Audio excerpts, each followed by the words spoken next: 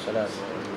Alhamdulillahilladzi hadana li hadza wa ma kunna linahtadiya lawla an hadana Allah. Wassalatu wassalamu ala Rasulillah wa ala alihi wa sahbihi wa man tabi'ahu wa ba'd.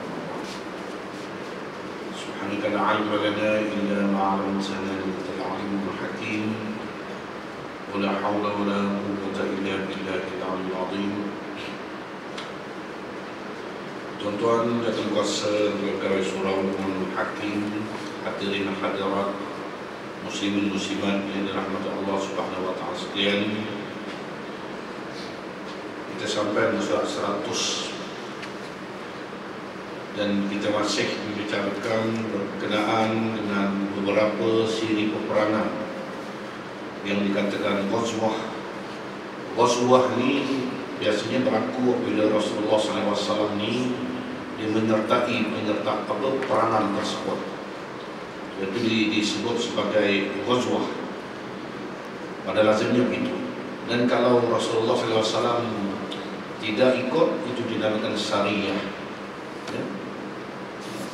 Ini beza cerita Ghazwah dengan Sariyah. Ghazwah sebanyak 26 kali, sementara Sariyah sebanyak 38 kali. Ya? Kita surat 100 nomor 5 dia sampai kepada membicarakan berkenaan dengan Ghazwah Bani Quraisyah. Dalam pembicaraan kita pada malam ini nak menceritakan juga bagaimana Yahudi ini dia tidak pernah pun menepati perjanjian mereka ataupun taat setia kepada perjanjian yang pernah dibuat dengan Islam. Daripada sejarahnya dah ada. Contohnya peperangan Bani Quraisyah atau Ghazwah Quraisyah ni. Ya. Kalau kita tengok Ghazwah Bani Quraisyah ni berlaku pada tahun 5 Hijrah. Sebaik saja selepas Ghazwah Ahzab. Ya. Hari itu kita tengok dalam Ghazwah Bani Nadir juga bagaimana Yahudi yang tinggal berjiran dengan kota Madinah yang merupakan sekutu kuat Khazraj, ya, yang mana mereka ni pernah membuat perjanjian dengan orang Islam, tetapi mereka mencabuli perjanjian, ya, perjanjian keamanan dan kerjasama itu kerana mereka nak cuba, ya, untuk membunuh Nabi. Itu peperangan Bani Nadir hari itu. Sebenarnya peperangan Bani Nadir dengan peperangan Bani Quraisyah dengan peperangan Ahzab itu dia ada kena-mengena, ya. Jadi pada malam ni kita cerita berkenaan peperangan Bani Quraisyah ini berlaku pada 5 Hijrah selepas Ghazwah atau peperangan Ahzab. Ahzab juga dikenali sebagai peperangan Khandaq, ya. Ahzab kerana mengambil sempena, ya, tentera bersekutu daripada kalangan, ya, Saki-baki Bani Nadir hari itu. Kemudian pokok musyrikin Mekah yang mana sebilangan daripada Yahudi Bani Nadir itu telah mempengaruhi dan menghasut Bani Quraisyah, ya, yang ada di Madinah, yang juga nanti kita tengok mereka ni sebenarnya mementerai perjanjian dengan Islam untuk perdamaian, keamanan dan keselamatan, tetapi juga akhirnya dia mencabuli Bani Quraisyah ni, dia mencabuli, ya, perjanjian keamanan yang pernah dibuat dengan Rasulullah SAW itu, ya. Antaranya yang dikatakan sebab, ya, Rasulullah sendiri telah menyaksikan bagaimana isi hati Bani Quraisyah yang keji, belot, serta berpihak pada Quraisy dan sekutu-sekutunya ini.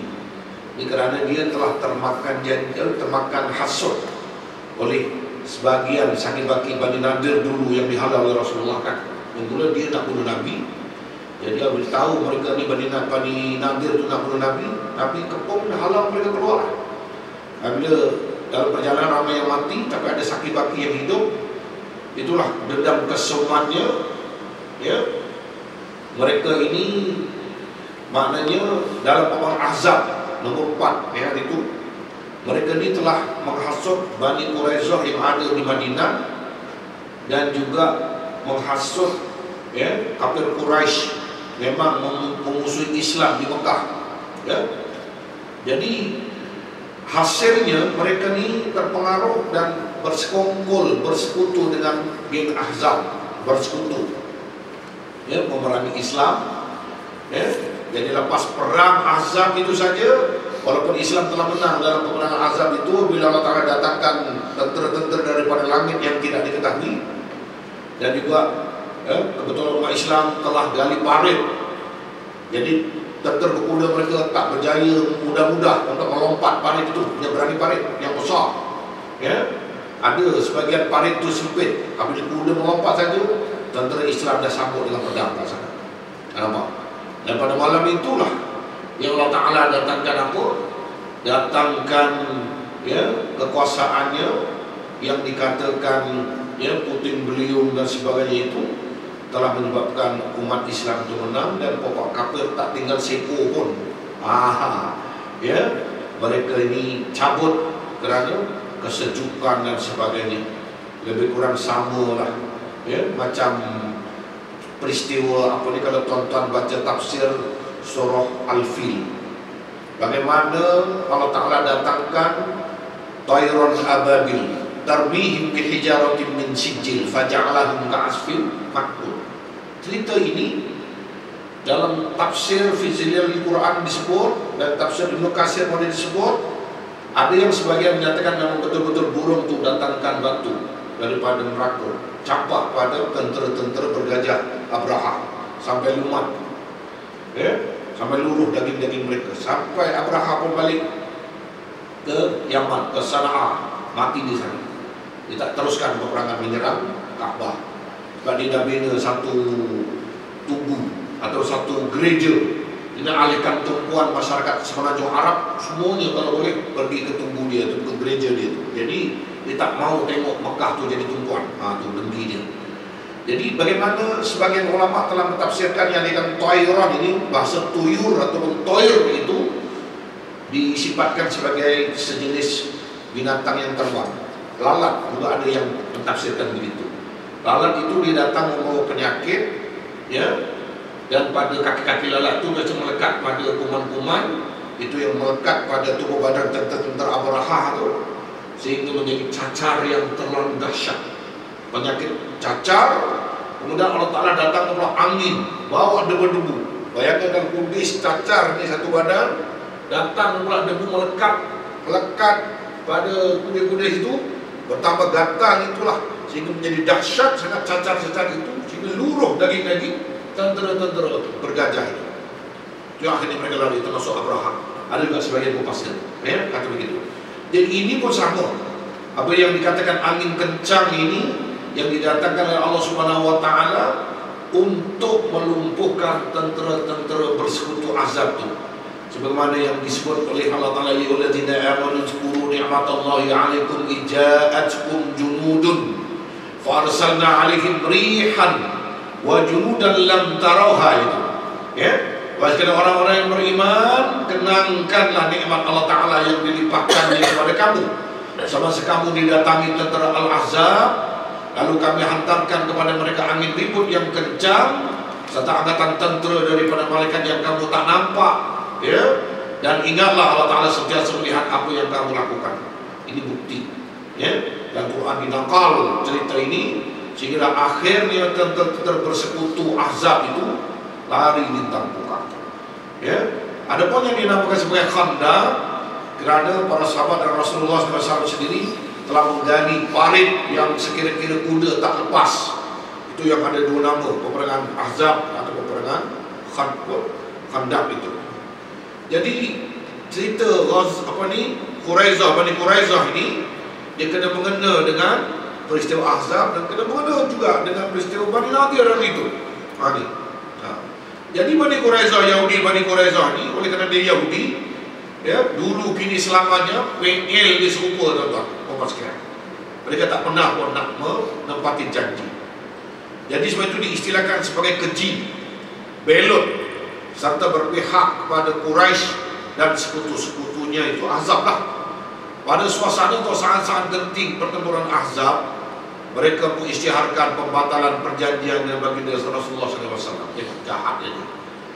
Orang ingat dia mula pada soft menolong tentera Islam, ataupun paling tidak pun tak payah sokong Islam, tapi kerana tanah air lah, Madinah, sebab dia hidup di Madinah, sekurang-kurangnya mereka ada semangat untuk mempertahankan tanah air, sekalipun tidak untuk mempertahankan Islam, sekalipun begitu.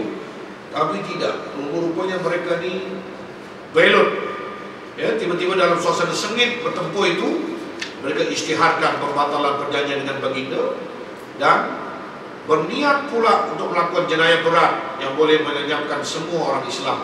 Dia berniat pula nak bunuh Nabi dan pengaruh Islam di Madinah itu. Niatnya jahat. Mentang-mentang dia dah bersekongkol dengan tentera yang begitu ramai dalam azab itu. Dia rasa dia kuat. Dia tak tahu yang Allah Ta'ala tadi telah utuskan tentera, Ija'atkum junudun fa'arsalna alaihim rihan wa junudan lam tarawha. Tentera-tentera yang tak dapat dilihat ini. Jadi dia orang tak sedar itu. Ingat dengan ramainya apa yang dikatakan tentera mereka itu, mereka boleh mengalahkan umat Islam. Silap, ini silap besar sebenarnya. Oleh itu Rasulullah SAW berpandangan untuk mengambil tindakan tata tertib ke atas pengkhianat dan pembelot ini. Dia lepas perang balik juga ke kampung dia. Ni PL, hingga orang tak tahu ke tak. Baginda juga memutuskan untuk membersihkan Madinah selaku pusat jihad dan dakwah daripada mereka ni puak-puak Bani Quraizah. Setelah Bani Nadir dulu dihalau, juga fashion yang sama, kerana Bani Nadir nak bunuh Nabi, dihalau lah. Jadi tujuannya agar tidak berlaku lagi suasana-suasana atau situasi-situasi yang membuka ruang kepada mereka untuk sekali lagi membantai ataupun membadai, di bahasa Indonesia lah untuk maknanya membinasakan umat Islam. Jelas sikap mereka sebagaimana kebiasaan sikap belot Yahudi yang keji. Sampai ini dia tengok, biarpun perjanjian Balfour di Camp David, apa juga perjanjian, termasuk perjanjian yang baru ni, apabila Egypt, Mesir berusaha mengadakan gencatan senjata, mereka memang ikut sementara ni. Tapi kita tengok sehari dua ni, apakah mereka ni betul-betul komited dengan perjanjian itu. Melainkan kita akan tengok Yahudi ini, PL dia tak pernah menepati janji. Dia pun baca sejarah juga, sifat dendam kesopan dia tentang peristiwa Nabi menghalau Bani Nadir, juga bagaimana nanti pada peperangan ini akhirnya puak-puak Bani Quraizah juga dihalau daripada Madinah. Dendam kesopan pasal tu hari ini umat Islam dihalau. Dihalau daripada tanah air mereka. Itu yang dibuat oleh mereka.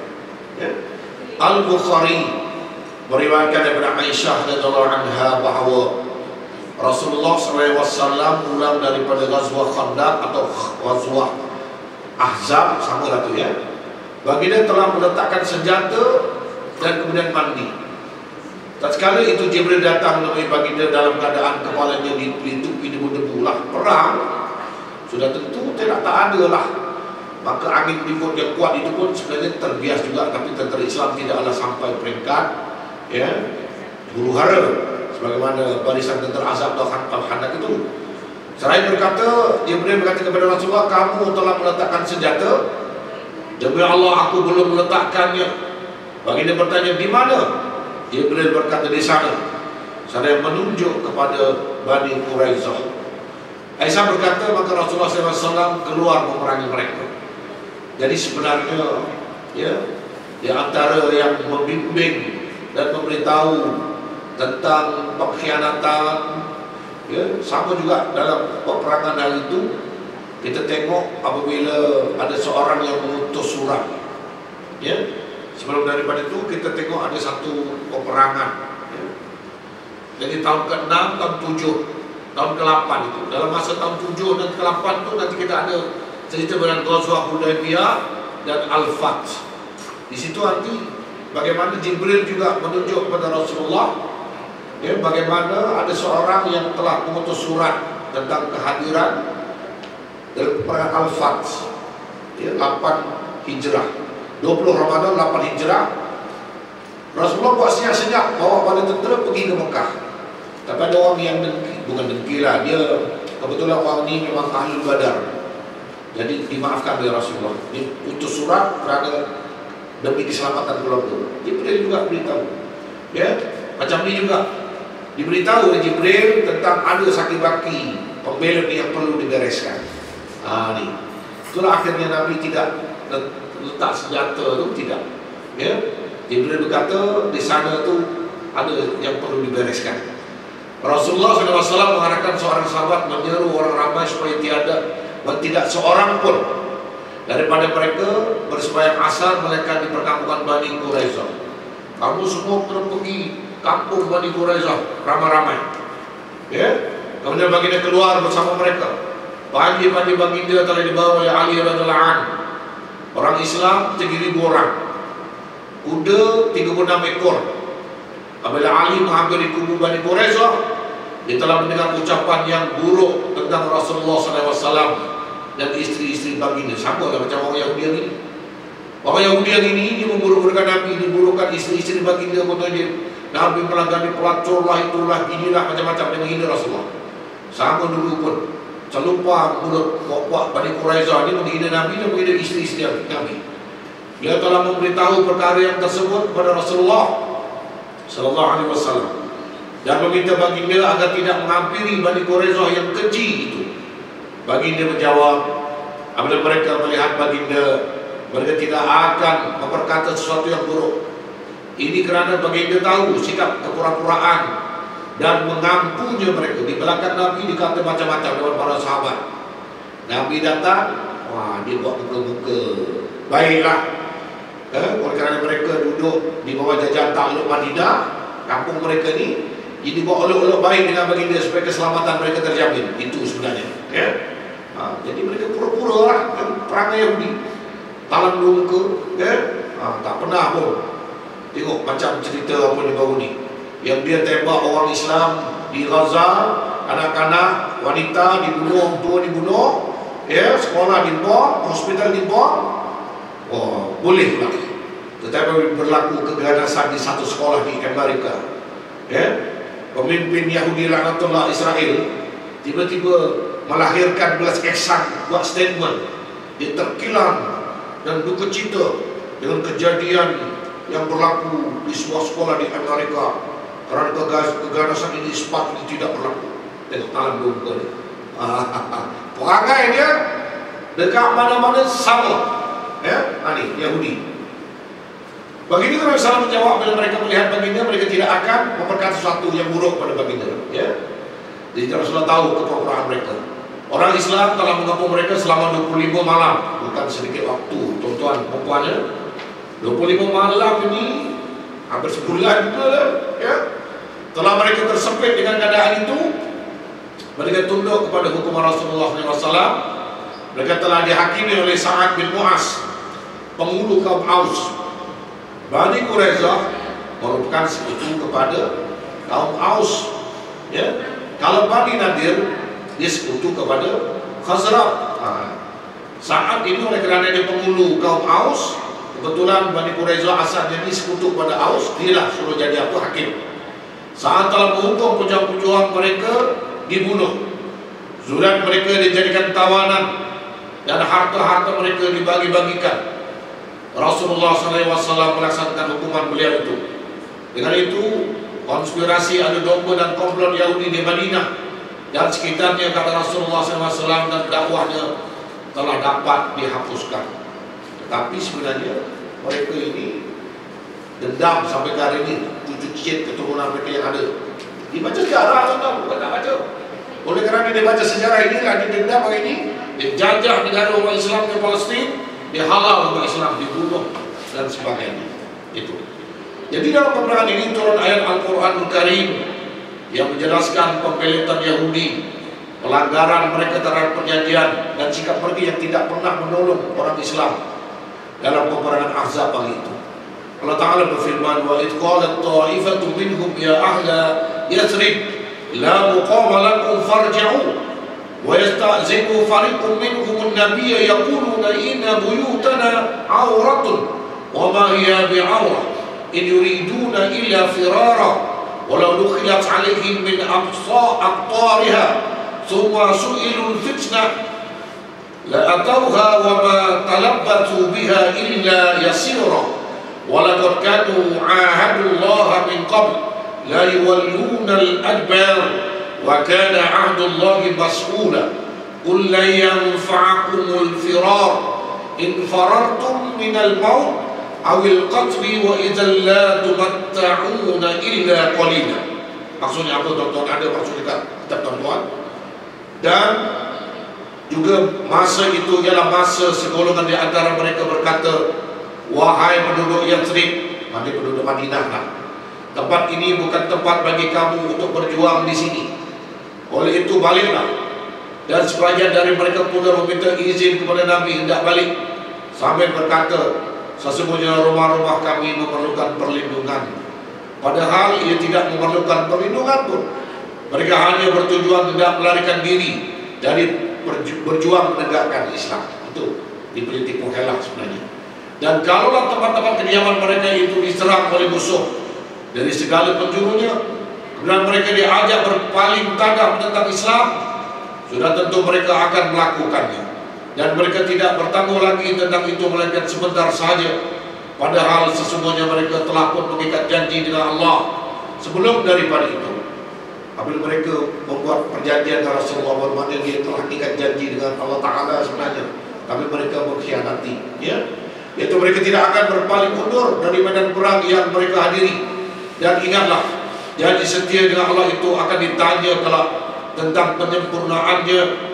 Katakanlah wahai Muhammad, kalaulah kamu melarikan diri dari kematian atau dari pembunuhan, maka perbuatan melarikan diri itu tidak sekali-kali mendatangkan faedah kepada kamu.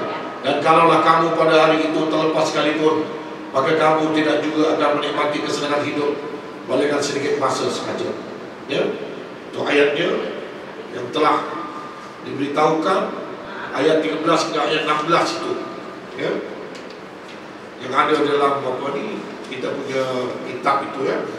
Kerana dalam ayat ini telah dijelaskan bagaimana, ya, pembelotan Yahudi ini.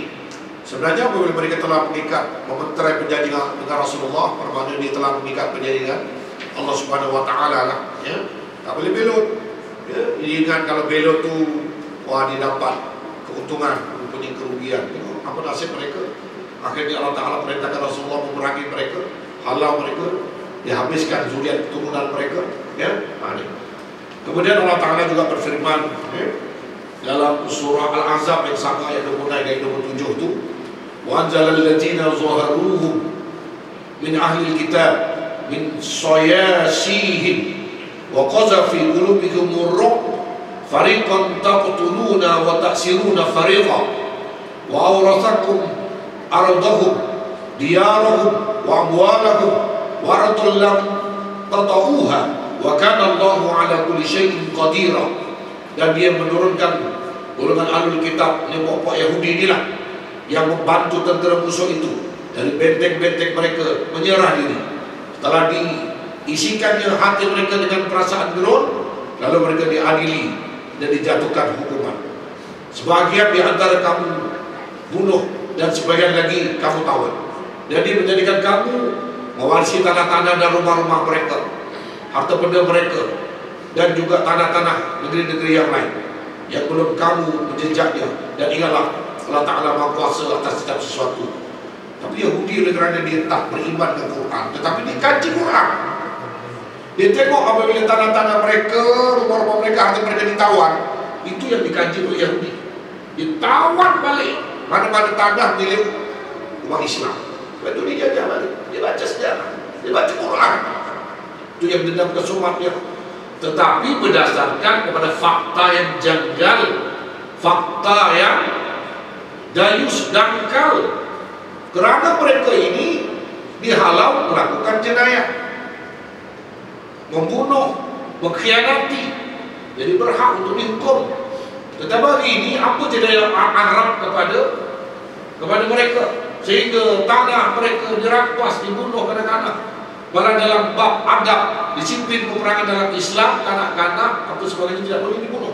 Nanti kita akan tengok di dalam tajuk-tajuk yang akan datang itu bagaimana yang dikatakan pesan Nabi sallallahu alaihi wasallam ya ketika dalam peperangan, khususnya Ghazwah Khaybar dan sebagainya, ya, yang memberitahu bahawa kalau kamu perang termasuk Ghazwah Mu'tah, ya, nanti kita baca bagaimana pesanan Nabi sallallahu alaihi wasallam pada tentara Islam.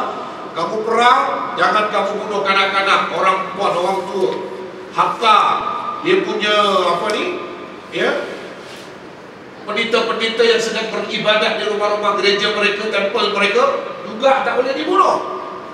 Tapi apa jadi? Tanaman disuruh, pokok zaitun disuruh, kanak-kanak dibunuh, dibom. Sengaja pun sebab mereka tak mau tengok, ya, generasi pejuang Islam di Palestin itu kanak-kanak akhirnya menjadi dewasa, itu yang akan membalas dendam terhadap mereka. Dia baca hadis yang berkenaan dengan pokok warqat itu kan, ya, yang apabila akhir zaman nanti batu-batu dan tumbuh-tumbuhan semua akan menyatakan bahawa, "Woi umat muslimun, ini Yahudi menyorok di belakang aku ni, bersembunyi di belakang aku. Datang kemari kamu orang Islam, bunuh dia." Kecuali Yahudi yang bersembunyi di belakang pokok warqat, pokok Yahudi. Kita dah baca khutbah hari itu di sini kan. Warqat, sebab itu hari ini Yahudi ni tanam warqat banyak-banyak. Dia tahu, dia baca sejarah, dia baca hadis, dia baca Quran. Tetapi bukan tujuan untuk beriman. Mana-mana perbezaan bangsa Yahudi Bani Israel dikaji, oh dalam Quran cerita begini, macam cerita di sama juga ayat Ahzab ini. Jadi dia kaji, oh rupanya dia dulu rampas tanah-tanah, dia rampas rumah-rumah, dia halau, dia bunuh dia. Nanti hari ini aku buat macam mana dengan Islam. Dia buat macam tu. Itu yang berlaku, tuan-tuan, ya. Jadi memang jahat Yahudi ini. Ini bukti bahawa mereka ni tak pernah nak beradab, tak pernah nak taat, tak pernah nak ikut perjanjian demi perjanjian sampai pada hari ini perangai disambung. Jadi sebab itu tuan-tuan, kalau umat Islam na'udzubillah perangai dia macam Yahudi, habis berjanji tak tunai, ya, bukan saja memiliki cepat-cepat munafikin, ya, yang dikatakan 3 PL ciri-ciri, cakap, bohong, ya, janji tak tepati, berikan amanah apa, khianat. Salah satunya ikut bangsa Yahudi lah sebenarnya. Inilah yang dikatakan kenapa kita ini, ya, maknanya kena berjuang terus menegakkan Islam ini. Sebenarnya yang disebut malam-malam 31 hari bulan baru ni, tonton insya Allah. Pergi tak insya Allah? Tak pergi, ya? Pergi, ya? Pergi dataran Shah Alam tu 120.000 orang, alhamdulillah.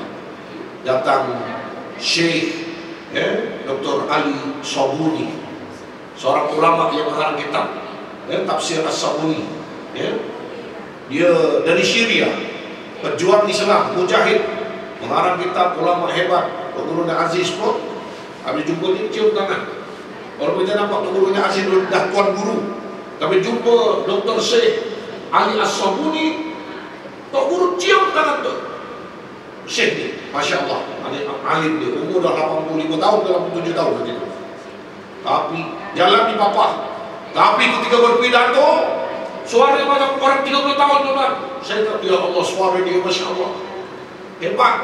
Dia kata dalam sejarah ini, sama ada peperangan Bani Nadir atau peperangan Bani Quraisyah ini, bagaimana puak-puak Yahudi yang di depan Rasulullah ini, kenapa dia boleh tunduk? Kerana apa? Kita ada istilah Khaybar, Khaybar ya Yahud, Jaisul Muhammad Saufa Yahud.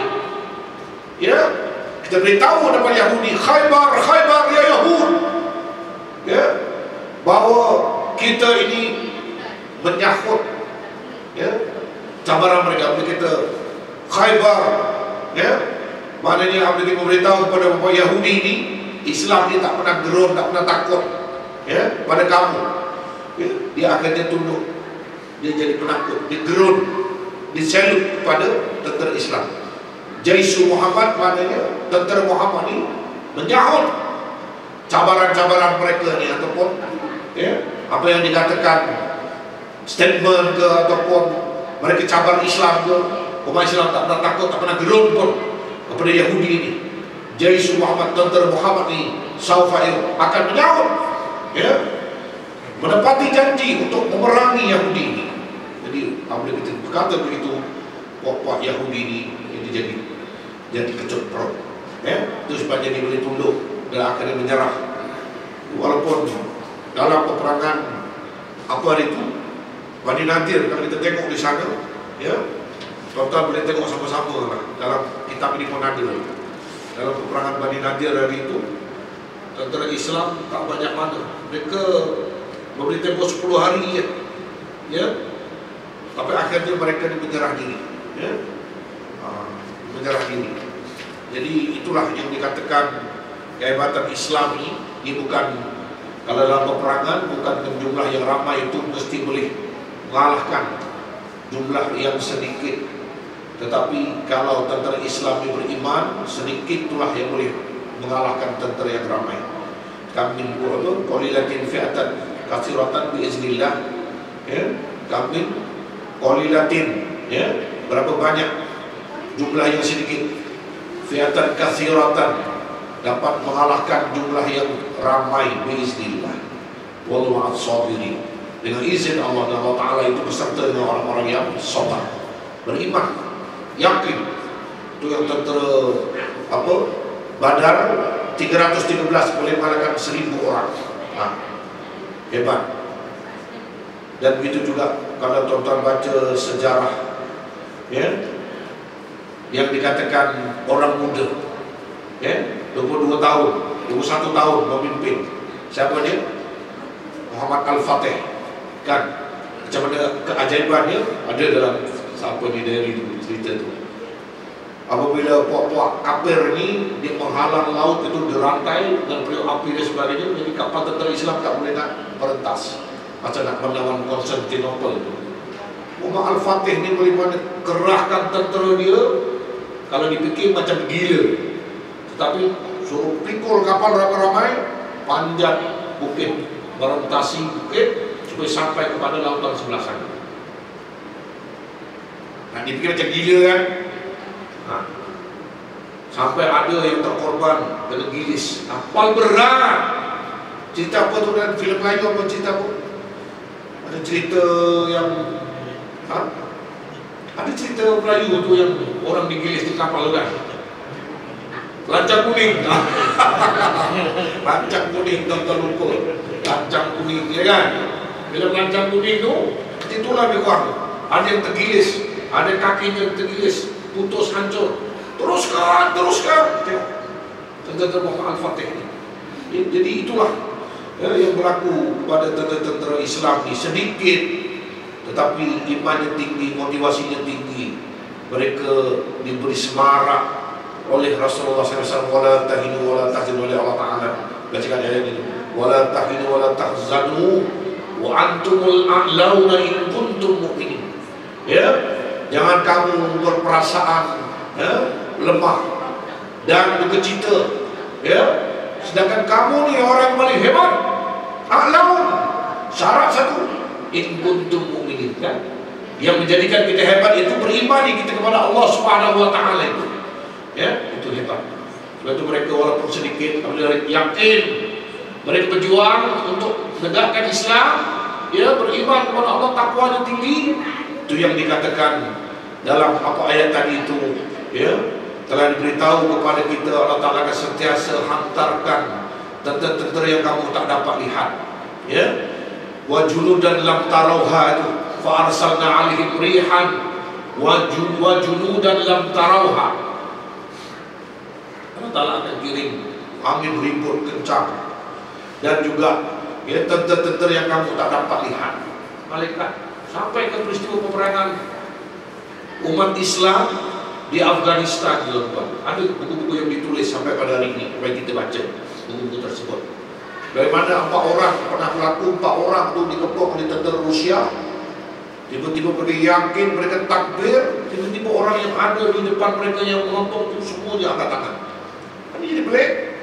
Dia kata belakang kami semuanya kereta-kereta kebal, kapal-kapal terbang, tentera-tentera berpakaian putih sedang mengepung kami.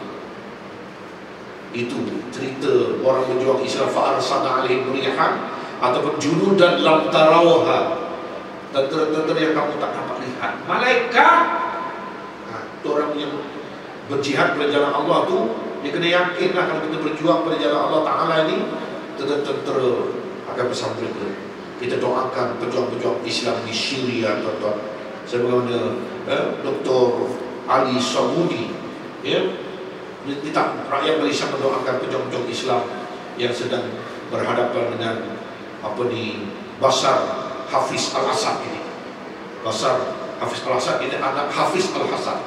Dulu pejuang-pejuang Islam di Syria juga dibunuh, dipotong. Ada seorang yang nasyid lagu untuk membangkitkan Suriyatul Yaum, saya ingat sekarang ada tak dapat nasyid menyebarkan jihad umat Islam di Syria, sampai dipotong lidah dia dan sebagainya, dibunuh, dilantak umat Islam.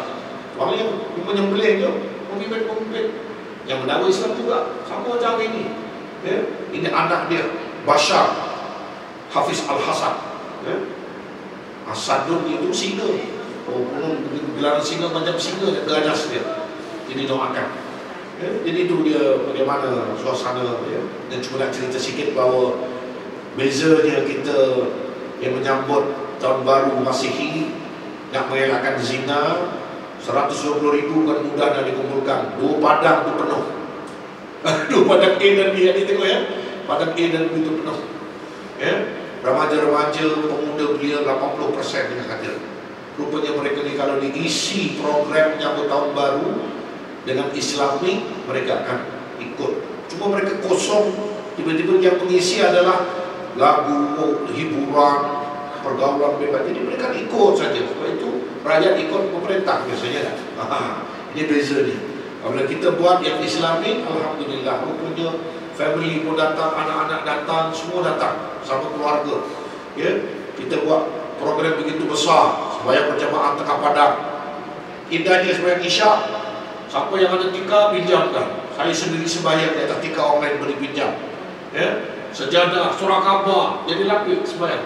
Atau kalau sekiranya tak ada lapik pun, atas padang tu bersih, boleh sembahyang, tunggu basah, boleh sembahyang, tak ada masalah.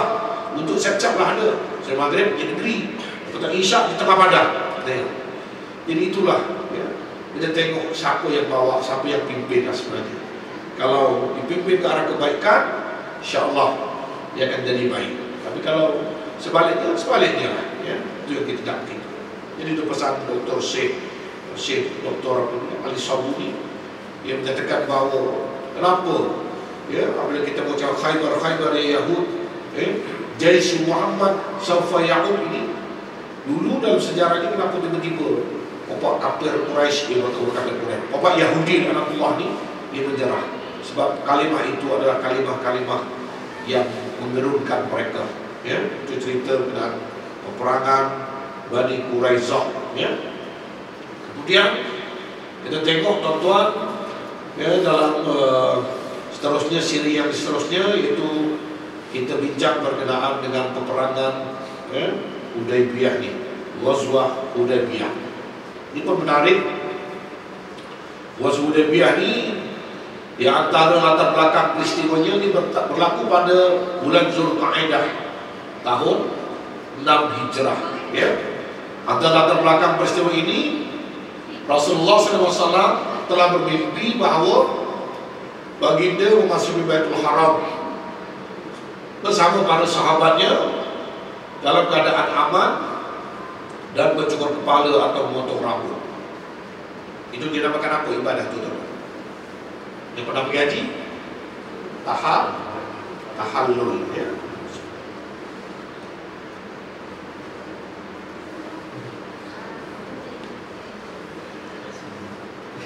Jadi mimpi Nabi itu, Nabi jadikan realiti. Dan mereka tidak merasa takut kepada sesuatu. Bahkan bagi memerintahkan orang ramai bersiap keluar ke Mekah bagi mengerjakan umrah dan bukan untuk berperang dengan Quraisy. Ini tujuannya. Nak beribadah, pergi ke Mekah satu hari, dia terfikir juga, sebab dah 6 tahun tak balik ke Mekah. hijrah meninggalkan Mekah ke Madinah. Samping dengan ibadah utamanya, dan keduanya ialah untuk mereka dapat melihat tanah air mereka di Mekah. Ya. Muhajirin dan Ansar telah keluar bersama baginda dan didorong oleh rasa rindu untuk melihat Baitul Haram, telah dihalang berbuat demikian selama 6 tahun. Ya, 6 tahun mereka tak dapat sama-sama tengok kampung halaman. Ya, 6 tahun berada di perantauan di Mekah, di Madinah. Ya. Rombongan tersebut turut disertai oleh bangsa Arab Badui. Baginda SAW meletakkan di hadapannya hadyu, yaitu unta dan binatang ternakan korban yang dibawa ke Baitul Haram sebagai mengagung dan memulihkannya. Itu yang dikatakan hadyu, untuk dijadikan sebagai udhiyah, korban. Ya. Baginda telah berihram ke satu tempat bernama Zulhulaifah agar orang ramai khususnya Quraisy mengetahui bahawa baginda bukan mau berperang. Nabi sendiri dan para sahabat yang pergi itu telah kenakan ihram. Ya.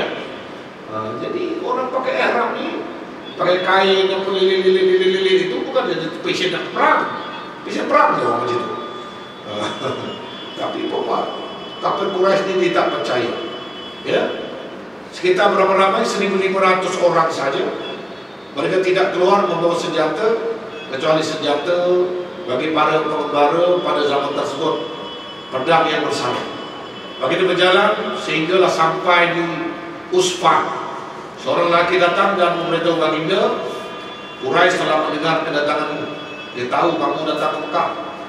Oleh itu mereka telah keluar dengan memakai kulit harimau seraya bersumpah dengan nama Allah bahwa kamu tidak akan sekali-kali masuk ke Mekah.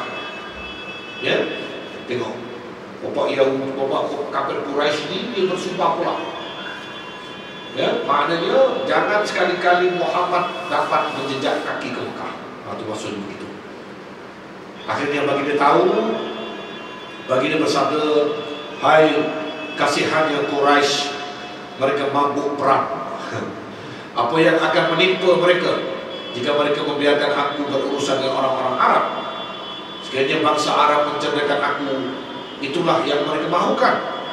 Sekiranya Allah Ta'ala memenangkan aku ke atas bangsa Arab, mereka boleh memasuki Islam beramai-ramai. Tengok, Nabi dah isyarat dah awal-awal bahawa ekoran daripada perang Hudaybiyah walaupun tak berjaya masuk Mekah pada tahun itu. 2 tahun selepas itu Al-Fath, akhirnya dengan Sufyan Abu Sufyan ni masuk Islam dan kuncu-kuncunya pun masuk Islam. Dia dah sebut pada tahun 6 Hijrah tu. Ya, kalau dia menang, mereka boleh masuk Islam ramai-ramai, afwajan. Ya, kalau Quraisy tidak mau berbuat demikian, mereka boleh berperang. Mereka mempunyai kekuatan. Apa yang Quraisy sangkakan, demi Allah aku akan terus berjuang demi agama yang Allah Ta'ala uruskan aku ini, sehingga dia memenangkannya, atau urat tengkuk ini bercerai, aku mati. Ini lebih kurang sama dengan apa yang dikatakan sumpahnya baginda sallallahu alaihi wasallam kepada pakciknya apabila diugut oleh puak-puak, ya, kafir Quraisy dulu. Apabila Nabi diminta supaya meninggalkan dakwah ataupun supaya meninggalkan urusan menyeru manusia Arab Quraisy ini kepada Islam itu, ya, yang mana Nabi menyatakan, ya, sekiranya, ya, law wada'u syamsa fi yamini, ya, kalau mereka meletakkan matahari di tangan kananku, wal qamara fi yasari, dan sekiranya mereka meletakkan bulan di tangan kiriku, ala an atsuka hadzal amr hatta yuzhirahu Allahu aw ahlika dunahu ma taraktu, ya, supaya aku meninggalkan urusan ini sehingga aku dimenangkan oleh Allah Subhanahu wa taala, atau aku binasa kerananya. Namun untuk meninggalkan urusan ini tidak sama sekali. Itu sumpah Nabi, sama dengan apa yang disebut oleh Nabi ini. Demi Allah, aku akan terus berjuang demi agama yang Allah Ta'ala utuskan aku, sehingga dia memenangkannya, atau urat tengkuk ini bercerai, biar aku mati pun tak apa, demi untuk memperjuangkan agama Allah Subhanahu wa ta'ala ini. Tengok sumpah Nabi. Ya, Allah Akbar, tuan-tuan. Itulah sumpah yang sama diucapkan oleh pejuang-pejuang Islam di Gaza, di Suria. Ya, mereka tidak pernah takut dan tidak pernah rasa sesal dan kecewa apabila berjuang menegakkan Islam itu. Apabila baginda sampai di Hudaybiyah, satu tempat perhampiran Mekah, dan sekarang ini terletak antara kota itu dengan jalan ke Jeddah. Ya, Jeddah itu asalnya. Ya, orang paham Jeddah pula ni, itu yang daripada sekarang ni sebenarnya orang Arab dulu bawa taksi. Sekarang pun bawa taksi dari Masjidil Haram, dia panggil Haram saja. Nak ke Jeddah, dia panggil Jeddah. Jeddah ni bahasa kita. Jaddatun itu asalnya, nenek, tempat kelahiran, ya, Adam Hawa, pertemuan Adam dan Hawa di sana, Jeddah. Ya, jadi orang panggil macam kita daripada Kota Baru nak ke besok ke Kota Baru besok, mana buat taksi kan, semua naik. Jadi ini siapa sebut Haram Jeddah. Macam itulah sebenarnya. Ya, daripada tanah haram pergi ke Jeddah. Haram Jeddah. Kena orang Melayu boleh kata haram Jeddah kau. Sebenarnya itu tuan-tuan, bukan ada hukum apa. Haram Jeddah. Itu Jeddah. Ya, itu pun terkait haram Jeddah. Dijadikan hukum lah haram Jeddah. Orang Arab kata dari tanah haram pergi ke Jeddah. Kita pula jadikan hukum haram Jeddah. Menghina pula mengaji ya, di bahasa kita lah. Allah tu benar lah kita Melayu. Haram Jeddah. Jadi orang lelaki daripada Bani Khuza'ah datang ke baginda bertanyakan sebab kehadiran. Kenapa kau datang ni Muhammad? Ya, baginda pun beritahu lah, aku datang nak ibadat, aku nak umrah. Ya, lalu mereka pun daripada Bani Khuza'ah tu datang dari pemimpin-pemimpin Quraisy. Ya, kamu ni buat apa lah, terkubur apa? Ya, terhadap Muhammad, dia datang bukan nak perang, dia datang nak ibadat, nak umrah, paham tu?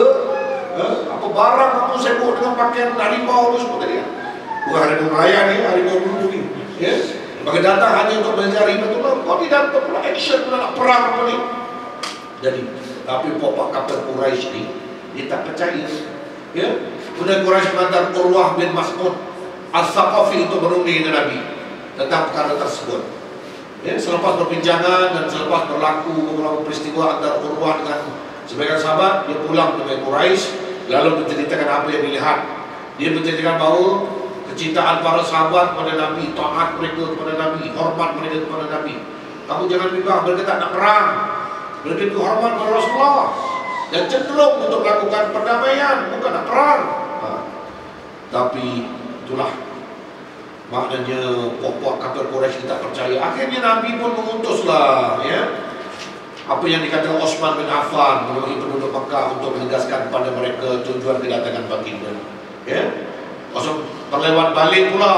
Ya, mula-mula Omar yang dikerah untuk pergi sana tu, tapi Omar ni kebetulan suku sakat dia tak ramai. Bila aku, kalau aku kena bully bapak kafir Quraisy, siapa nak bila aku? Akhirnya Utsman pula ni, ya, Utsman bin Affan diperintahkan oleh Nabi, pergilah untuk meninjau keadaan yang berada di Mekah itu bagaimana. Kebetulan kenapa ditukar pada Utsman? Sebab suku sakat dia yang tak turun hijrah ke Madinah ramai lagi di Mekah.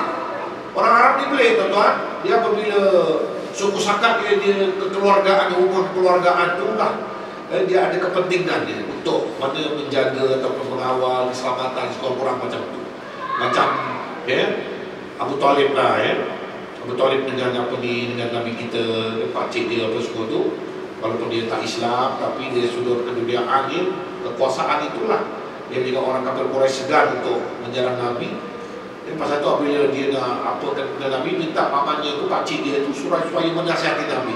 Itu yang Nabi bercakap lalu atau syamsa fi yamini apa tadi tu, ya, itulah digunakan pamannya itu sebab ada pengaruh.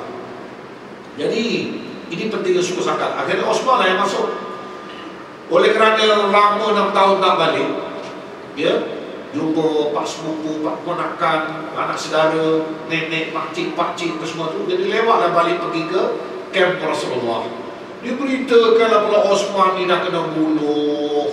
Oh, jadi suspend ya. Ketika itulah Rasulullah SAW berkata, kita tidak akan bergajah sehingga kita memerangi kaum tersebut. Baginda lantas mengajak para sahabat berbai'ah.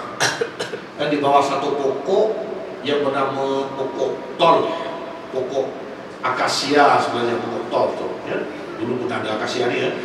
Tahu akasia tu yang batang dia kulit dia mengerepek tu kan, kering. Lepas tu dia punya daun paling panjang kan, akasia tu ya. Mereka berjanji tidak lari daripada pertempuran. Itulah yang dikatakan bai'atul ridwan ya. Bai'atul ridwan ya. Apabila Quraisy mengetahui berita tersebut, ni sahabat kafir ni takut. Apabila umat Islam dah berbai'ah, taat setia kepada Allah dan Rasul, sanggup apa jadi-jadi, sanggup mati syahid. Puak-puak kafir Quraisy gerun, takut. Akhirnya ya, mereka ni mengantar Suhail ya, bin Amru untuk menyempurnakan perdamaian, untuk bincang balik. Tak boleh jadi ni. Apabila mereka dah janji nak mati syahid, kita tak boleh jadi. Dia pun mengantar Suhail bincang. Berlakulah satu perdamaian pada 6 Hijrah itu yang dengan perjanjian Hudaybiyah, perjanjian Hudaybiyah dalam sejarah penting ya. Gencatan senjata di antara dua belah pihak 10 tahun. Ya, kemudian tak boleh masa itu umat Islam masuk ke Mekah untuk umrah. Kemudian sesiapa yang datang daripada pihak Muhammad ke Mekah, mereka tidak memulangkannya. Tu yang datang daripada pihak Muhammad datang ke Mekah macam Osman tadi, tak payah balik ke Camp Muhammad. Saudara sesiapa yang datang kepada Muhammad daripada Mekah kena pulang. Kan tak beras belah. Ada. Perkara tersebut begitu suka diterima oleh para sahabat.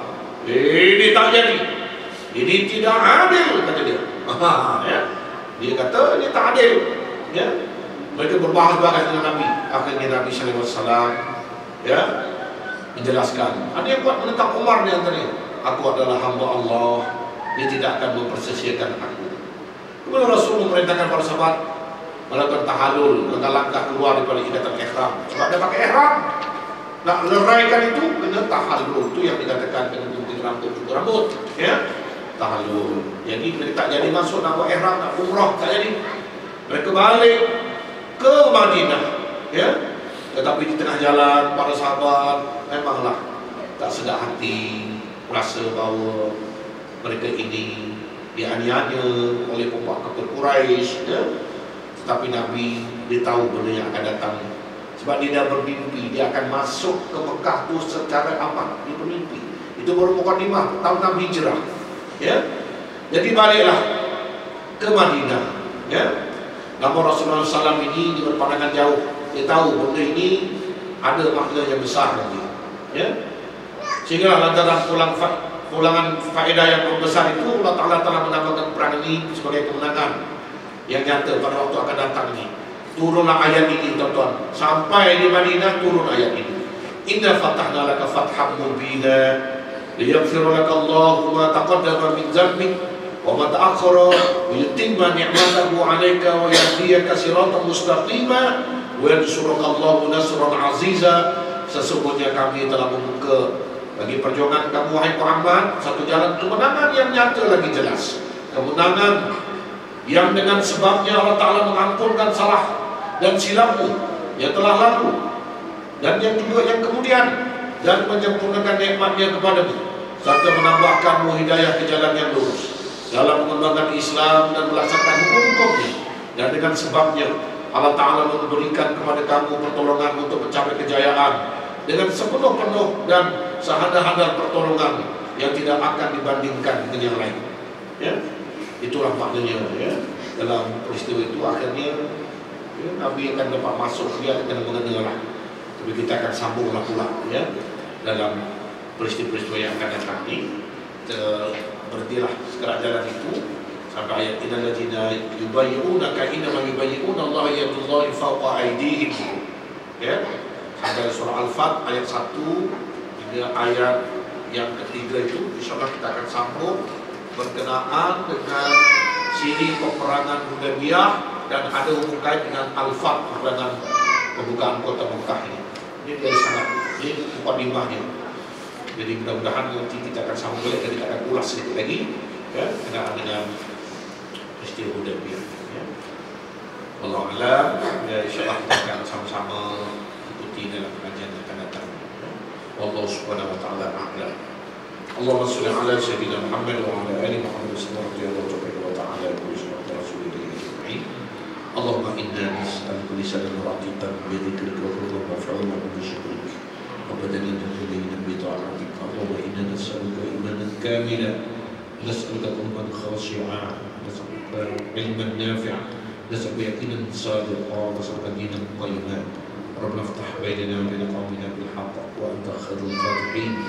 ربنا آتنا في الدنيا حسنة وفي الآخرة حسنة وقنا عذاب النار. صلى الله على سيدنا محمد وعلى آله وصحبه أجمعين والحمد لله رب العالمين. السلام عليكم.